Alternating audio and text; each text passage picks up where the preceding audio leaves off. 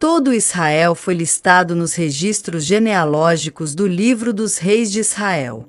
Os exilados que voltaram. O povo de Judá foi exilado na Babilônia por causa de sua infidelidade.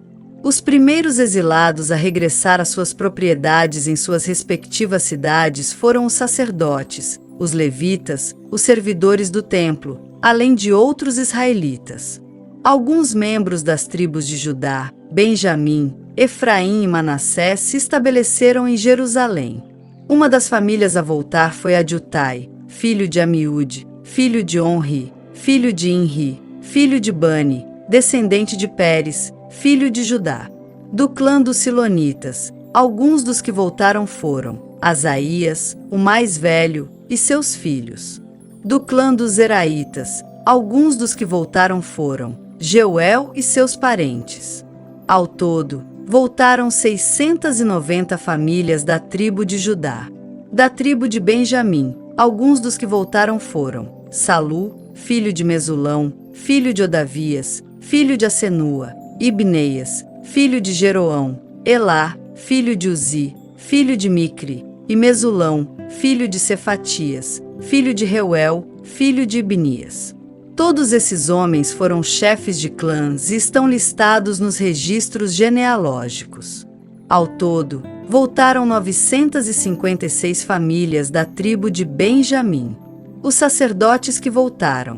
Dos sacerdotes, alguns dos que voltaram foram Jedaías, Jeuiaribe, Jaquim, Azarias, filho de Uquias, filho de Mesulão, filho de Zadoque, filho de Meraiote, filho de Aitube. Azarias era o principal encarregado da casa de Deus. Outros sacerdotes que voltaram foram Adaías, filho de Jeroão, filho de Pazur, filho de Malquias, e Masai, filho de Adiel, filho de Jazera, filho de Mesulão, filho de Mesilemite, filho de Imer. Ao todo, voltaram 1.760 sacerdotes. Foram chefes de clãs e homens muito capazes. Eram responsáveis por servir na casa de Deus. Os levitas que voltaram. Dos levitas, os que voltaram foram Semaías, filho de Assube, filho de Azricão, filho de Asabias, descendente de Merari, Baquebacar, Eres, Galau, Matanias, filho de Mica, filho de Zicri, filho de Asaf, Obadias, filho de Semaías, filho de Galau, filho de Gedutum, e Berequias, filho de Asa, filho de Eucana, que morava na região de Netofate. Dos guardas das portas, os que voltaram foram Salum, Acube, Talmon, Aimã e seus parentes. Salum era o chefe dos guardas. Antes dessa época, eram responsáveis pela porta do rei, do lado leste. Eram guardas das portas dos acampamentos dos levitas. Salum era filho de Coré, descendente de Abiasaf, do clã de Corá. Ele e seus parentes, os coraitas, eram responsáveis por guardar a entrada do santuário, como seus antepassados haviam guardado a entrada do tabernáculo. Naquele tempo, Finéias, filho de Eleazar, era o encarregado dos guardas das portas, e o Senhor estava com ele. Mais tarde, Acarias, filho de Meselemias, foi o responsável por guardar a entrada. Ao todo, havia 212 guardas das portas naquele tempo, e foram listados nos registros genealógicos de seus povoados. Os antepassados deles haviam sido nomeados por Davi e por Samuel, o vidente, porque eram homens de confiança. Esses guardas das portas e seus descendentes, conforme suas divisões, eram responsáveis por guardar a entrada da casa do Senhor quando ela era uma tenda.